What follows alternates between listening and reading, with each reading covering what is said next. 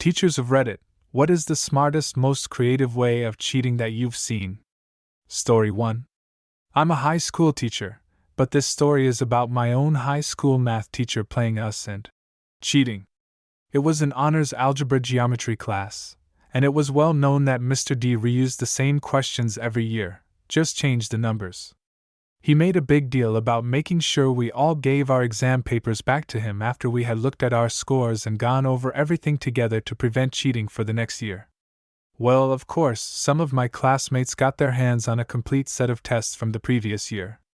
Soon, everyone had a set. Before each exam, we would sit together and make sure we knew how to solve every problem on that test so we could do it on the real exam with different numbers. Years later, when I became a teacher myself, I saw Mr. D at a funeral. I confessed to him that this is what we used to do. He smirked and said, "Who do you think leaked the test packet to get you to study?"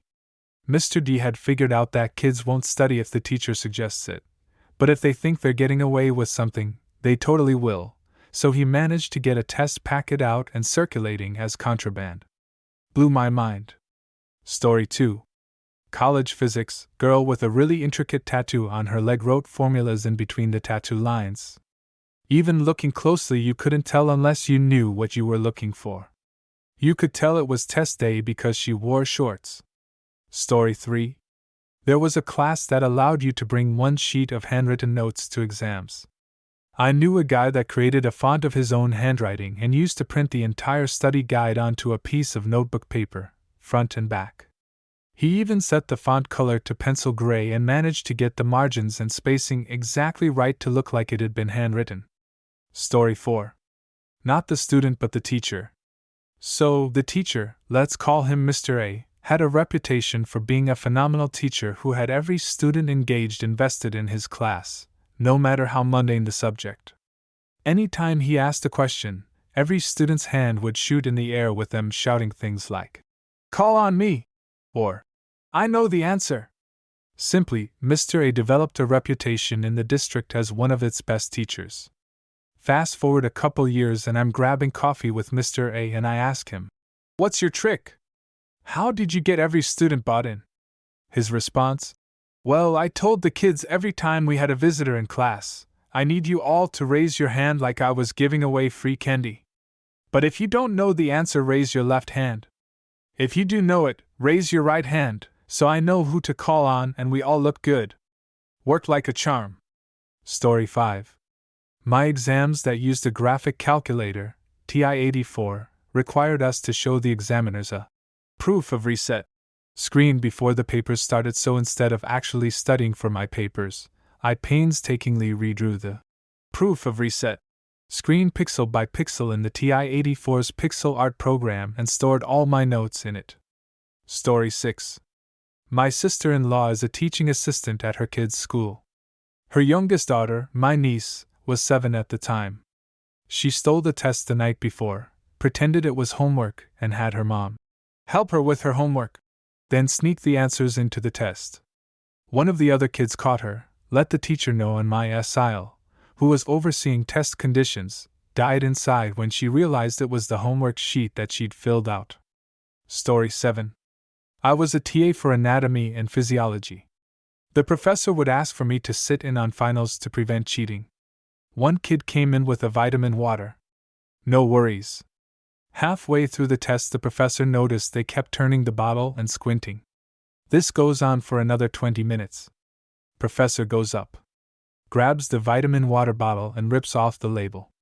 It had a crib sheet written on the back. The students had gone to the effort to make a fake vitamin water bottle label and write notes in the back. The professor was impressed by the creativity and decided to give the student a 0 and not report them to the academic committee. Story 8. As a student, I remember when my entire year level was accused of cheating, as the test results came back consistently high. What the teachers failed to realize was that some of the answers were actually hidden in other questions. So if you got stuck on one question, you could find the answer later on in another question. An example would be, this was a Japanese language test. What does underscore word mean? And later on, a question would use that word in context, so you would understand what that word meant. Story 9.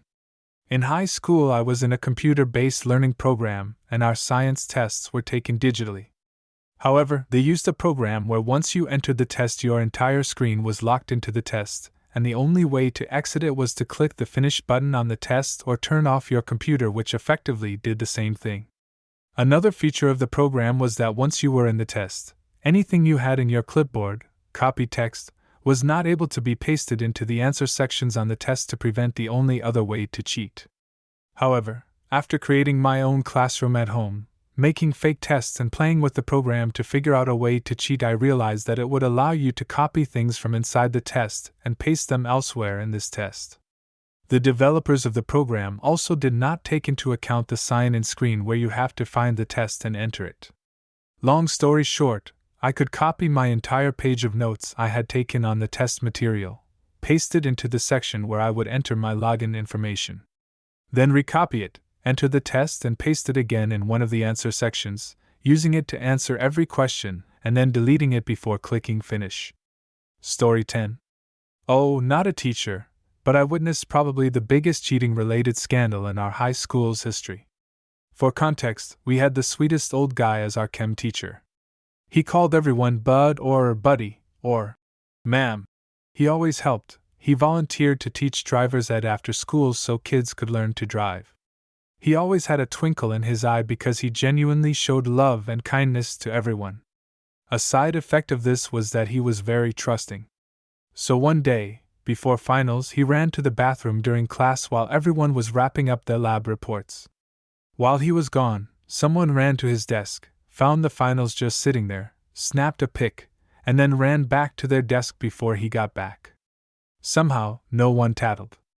Probably because 90% of our grade level in that class was on board with it. The pictures got texted around, but a few people were smart enough to Bluetooth into each other so it couldn't be tracked. Well, after the test, everyone had high scores and apparently someone confessed. This resulted in a huge investigation by the assistant principals, school police officer, and faculty.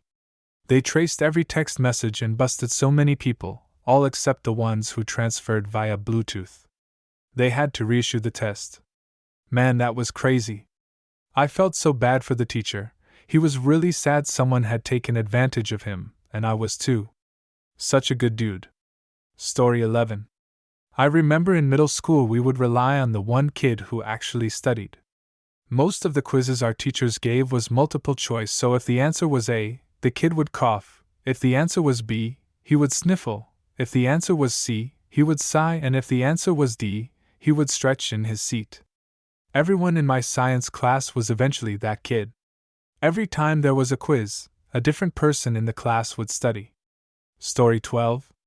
During a keyboard harmony lab exam, a room with 28 keyboards, one devious student had previously recorded another student's perfect performance of the exam piece on MIDI in-out-through. The cheater played the recorded piece on MIDI, but used all the right-hand motions on his keyboard at the back of the room to try to fool me that he was actually playing it in real time. Unfortunately for him, the student he recorded happened to be my piano student, and I recognized the distinctive playing immediately. I didn't embarrass him during class by calling him out on it, but dealt with the problem privately, a lesson he told me later that would stay with him for the remainder of his life. Story 13. I was supervising a final chemistry exam along with another coworker.